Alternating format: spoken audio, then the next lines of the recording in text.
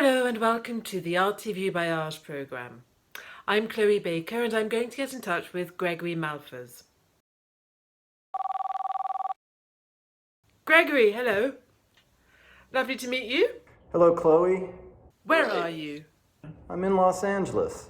I'm at my studio right now, and it's located near downtown in the Arts District. So tell us about your workspace and the art district. The Arts District in LA is a really cool place. It's got a lot of graffiti and murals and low-lying warehouse buildings, so that's where a lot of the artists are. And the space I'm renting with 3 other artists, and coincidentally, all 3 of us are recent transplants from New York City. So it's pretty cool. Tell us about your techniques. What techniques do you use? Currently, I'm working in, I guess, some form of collage, you would say. I'm making portrait drawings on all different kinds of materials, cardboard, paper, you name it, just making drawings, and then I'm disassembling those, tearing them up, cutting them up, and reassembling them in different ways on top of loose oil paintings. And the base is ARCHES paper. So I'm using ARCHES oil paper as the base for all of this.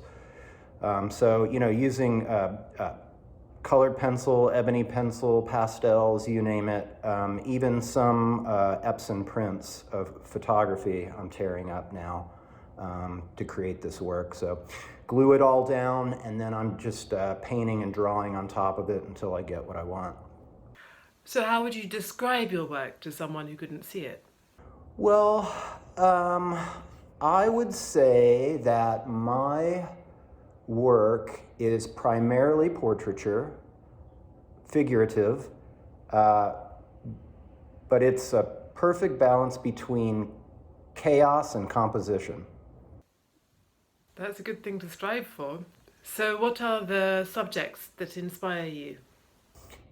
I'm literally inspired by everything. I mean, it's a blessing and a curse, because it can be literally anything I see any day when I'm out in the city, or it can be food, or it can be music, or it can be the color of the sky. It can literally be anything. But the way I've learned to kind of deal with this is the power of the iPhone.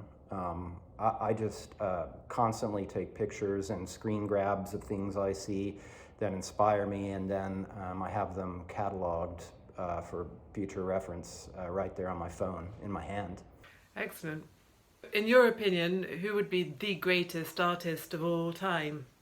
Well, I mean, the mind immediately goes to people like Da Vinci or Raphael, because I'm greatly inspired by those. But I think for me, if you're asking my opinion, it has to be Picasso. Why would that be? I think Picasso bridged the gap from traditional painting and traditional art into what we now consider modern art.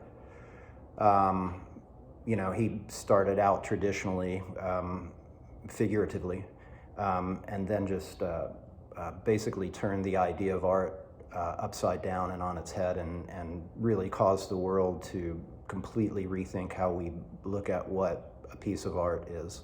Tell us about a key turning point in your career. So one day I was in the art store, and I was playing around in my mind with the idea of oil painting and drawing with oil pastels.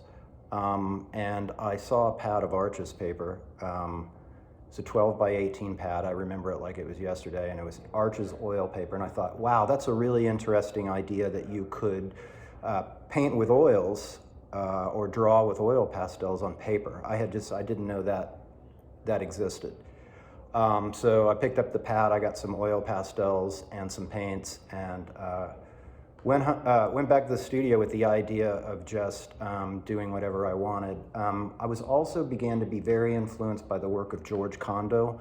I don't know if you're familiar with him, but his work is When I saw this work, it was just very liberating to me on a completely different level from Chuck Close. It's very wild, it's cartoony, it's all based on drawing, but has painting with it. Again, it was another eye-opener for me. I just didn't know that this was possible. So with that in mind, I just freed myself and began drawing whatever came into my mind in that oil pad. And I never went back. I never went back to photorealism or to realism in any way. And that just completely changed the way I work. So what are you working on at the moment? Tell us about the piece behind you and what you're working on. So currently, I have the piece you see behind me. I've just finished it. It's drying. I am doing a series of 6 portraits based on Andy Warhol's factory superstars. So like I said before, I usually have 6 or 7 things going on at the same time. This piece behind me is based on Raphael's, loosely based on Raphael's painting from the 1500s called Ezekiel's Vision. And this is where gods and creatures are levitating up in the clouds. And I was really attracted to that piece that he made, mainly because of the composition, but also because it's not grounded.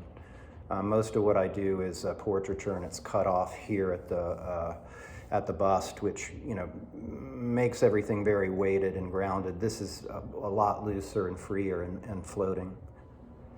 The ultimate question: if you had to leave for a desert island, what would you pack? Oh, interesting.